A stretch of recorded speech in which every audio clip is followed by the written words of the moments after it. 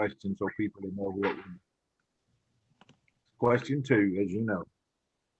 In the Declaration of Independence, Thomas Jefferson stated that, quote, governments are instituted among men, I love that pronoun, deriving their just powers from the consent of the governed, unquote. From what sources do the people derive the right to establish government? How is the consent of the government related to the concept of popular sovereignty? Does natural rights philosophy justify a right to revolution? Why or why not? And why might the principles and practices of self-government contained in the Declaration of Independence have been considered radical at the time? They might be considered radical now. Who knows? You ready to go? Take over. Consent to the governed means the expressed agreement by the people to obey the law and the government they create. Popular sovereignty means the natural rights concept that ultimate political authority rests with the people. Consent to the governed and popular sovereignty, in a sense, means the same thing. Both of these terms dealt with the citizens' right to choose how they wanted to be governed. Both of these terms ultimately mean that the people are in charge of what happens to the government and to them. With consent to the governed, it means they have to follow the laws they accept and create with popular sovereignty. For example, animal cruelty is a federal law that you cannot do. With popular sovereignty, the people accepted this law because we feel it is something that is bad and should be punished if you do it. Now, with the consent of the governed, the people have to obey and agree to the law. The natural rights philosophy justifies a rebellion. The natural rights philosophy, as created by John Locke, declares that all people have the inherent right to live, liberty, and property. When describing these three natural rights, it is explained that according to the rights of life and liberty, people have the right to attempt to protect themselves from harm or danger, including threats to their best interest. People have the right to be as free as possible as allowed by the social contract, Which states that the people, in giving their consent to be governed, must give up a certain portion of their freedom in exchange for safety and security. This means that the people have the right to do what they think is best for themselves and their interests as far as safety, security, and freedom.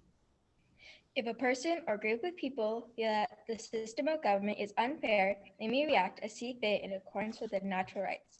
As Jefferson so eloquently stated in the Declaration of Independence, they may include an overthrow to government, and these rights are threatened or abused by the government. Jefferson was quoted as saying, "A little rebellion now and then is a good thing."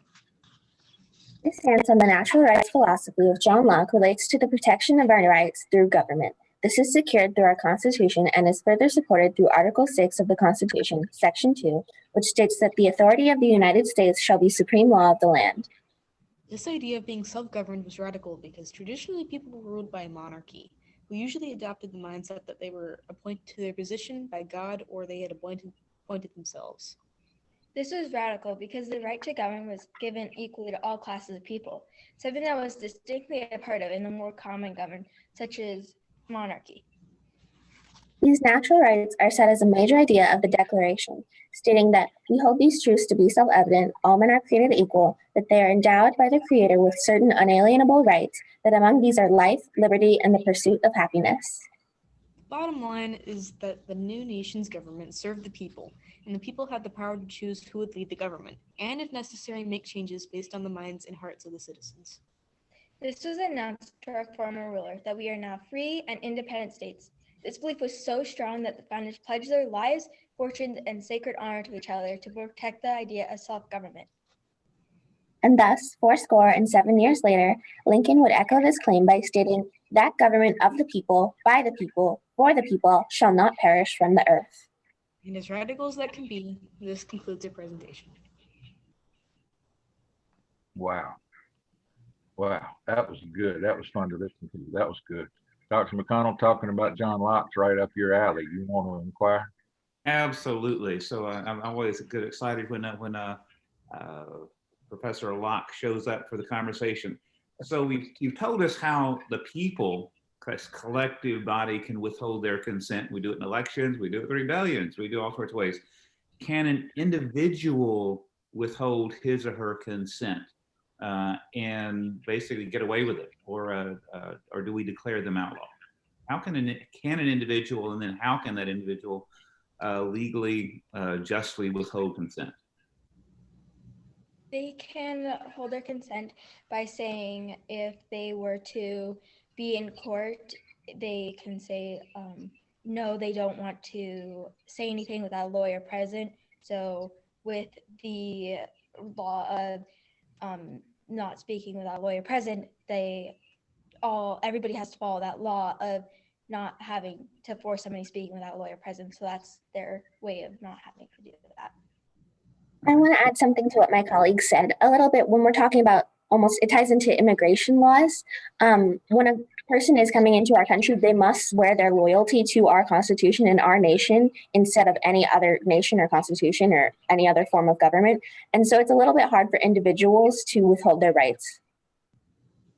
I think my colleague summed that up pretty well. Let them do their thing. I think you're right. Ms. Rita?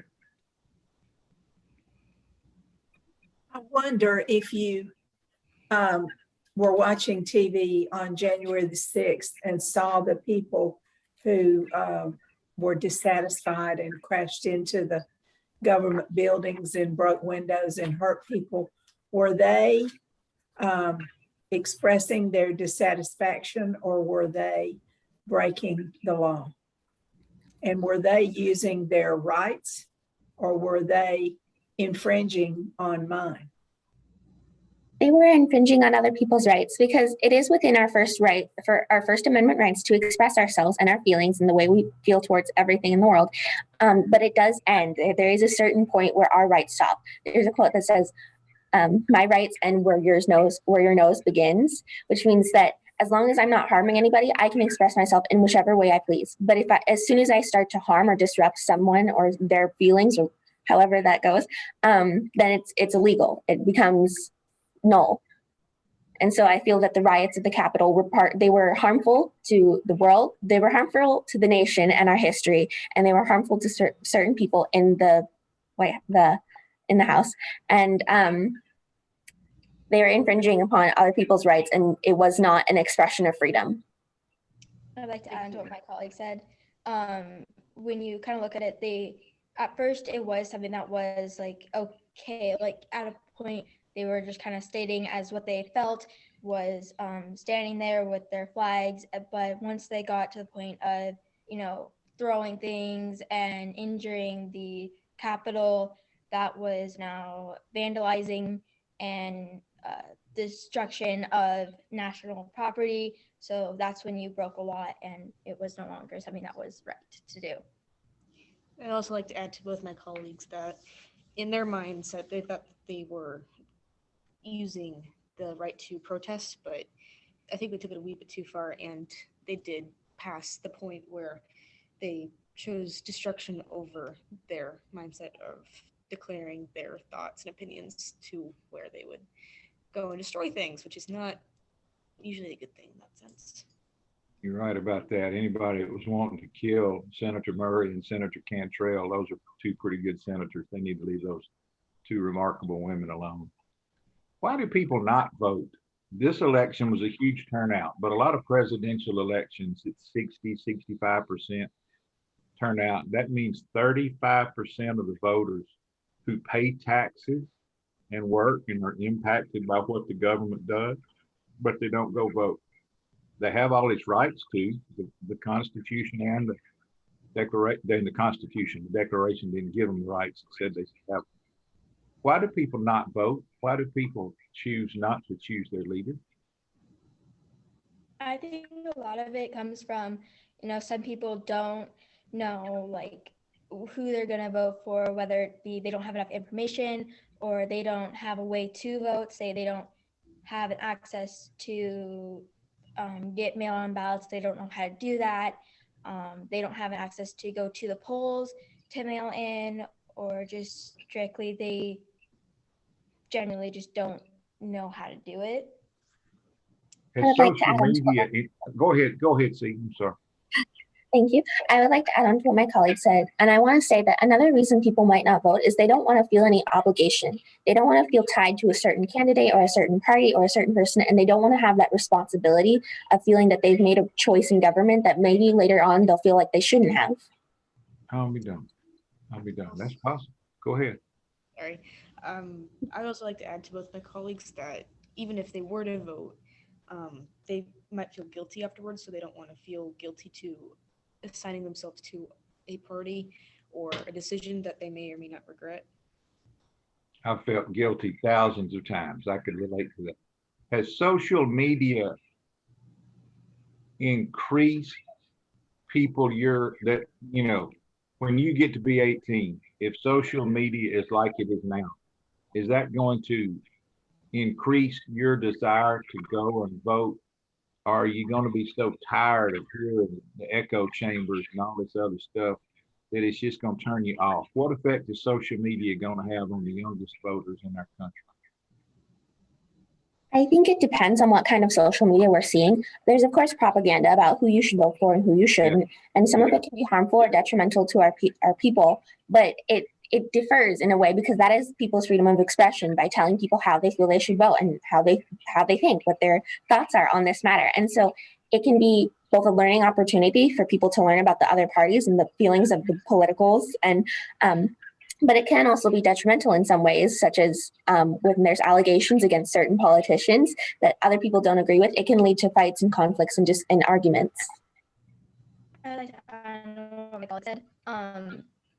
Right now, like when I was on Instagram and Snapchat and all that, I was constantly getting stuff like go out and vote for this, vote for that, and did you get your voter's ballot and stuff like that. And at a point, it started getting really annoying. And I could see me getting to the point where I'd be like, okay, can this like stop? I don't want to see this anymore. So it did like kept reminding me like, hey, you should go vote. Obviously I can't vote, but like if I could vote, yeah, that'd remind me to go vote and like I should go help my country and decide who's going to lead us next. But yeah, I think it would help us in the future. That's good. Thank you. That's good. Dr. Mack, we got a minute. You want one more? Okay, one quick question then. We got 50 million Americans who are not allowed to vote simply because they're 13, 14, 15, 16, or 17, might live where you are. Do you think that in order to give your consent to be governed, should you have the right to vote?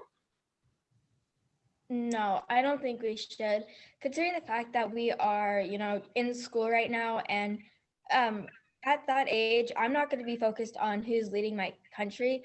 I'm going to be focused on school, and I'm going to be focused on driving for the first time and, what college I'm going to go to and my future. So I'm not going to be focused on voting. And most people, if we can vote, I'd highly doubt that the voting numbers are going to go up that much. I'd like to add to my colleague that most people that are about my age are influenced by others because, well, Go ahead. Sorry. Go ahead, finish. Yeah, they're influenced by people around them because, as you would usually look up to your elders or people older than you, most kids do not always look up to their parents, so they would be influenced by the people around them and the children around them. So who's going to know what to vote when you're 14 and you look at your best friend, they're voting for someone who might be on the opposite side of your decision or thoughts and opinions. So influence. That makes sense, but I suspect that does not change so much when you're 18 or 28 or 38 for that matter. It really doesn't. Propaganda for It really this. doesn't. Tandy, we were judging we're going to clap for you at the end, but I want to keep this conversation going while we analyze. Tandy, we asked a question, I think this year in one of the state competitions, where do you get your political views from? And they had said some things in there about they disagreed with their parents about how tight their control was over them or whether they could do this or do that. But almost to a person, they said they got their political opinions from their parents, that they supported the candidates their parents did.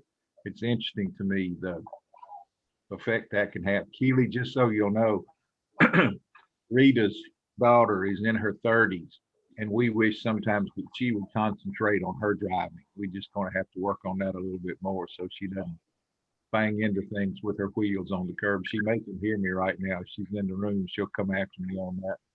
I love Jennifer, but I'm always worried somebody's gonna hit her because she drives so much in her life. I thought that was so good. I thought that was neat. One of the things I liked about your essay was the historical perspective you gave, taking it as far back as you did and talking about the influence that Professor Locke's philosophy still today persists. I love the essay. The Q&A was fun. The conversation was fun. But that essay, keep that with you. Don't get rid of that. Keep it and get it out and read it from time to time. When you're in civics classes in high school, get that out and read it because that's pretty solid stuff that you wrote, and it was fun to listen to. There's an old proverb that the greatest gift a person can have in life is the gift of a good teacher. And it's very clear to me that you must have a really fine teacher to have the three of you this prepared to talk about these things. Rita, you want to comment? Yeah, but I don't know if we've got enough time for everything I'd like to say. I don't know if you all have ever heard of the group. Oh, now I'm losing my mind. I'm losing my thought. There was a group that sang a song that quoted this material that our question comes from. And when I think of it, and it will come to me as soon as we're not on the screen anymore, I will tell you which group it was. And when you hear that song, you won't be able to get it out of your head because it specifically quotes the question Mike read to you a few minutes ago. I loved what you had to say. I loved how you had independent thoughts. So very many times we ask questions and we get back the answer that has been memorized. You guys have told us your answers because it's what you know and not what you've memorized. And I appreciate the fact that you didn't get completely flummoxed about your technical difficulty this morning. You just changed up and kept going. I also appreciate how you jumped in and agreed or disagreed with each other. And it's fine. It's important. I know it's hard to believe, but a lot of us disagree with a lot of things. And it's good to do that and get it out so that you can see that your ideas make sense and they make sense to others. But thank you for what you said this morning. Mike, take us home. I would just really quickly conclude this. I would trust your votes and your decisions on matters more than a lot of 20 and 30 and 40-year-olds I know. So I think you underestimate your abilities, even as middle schoolers. So I'm looking forward to seeing what becomes of you in the decades to come. Great job. Well done. We're all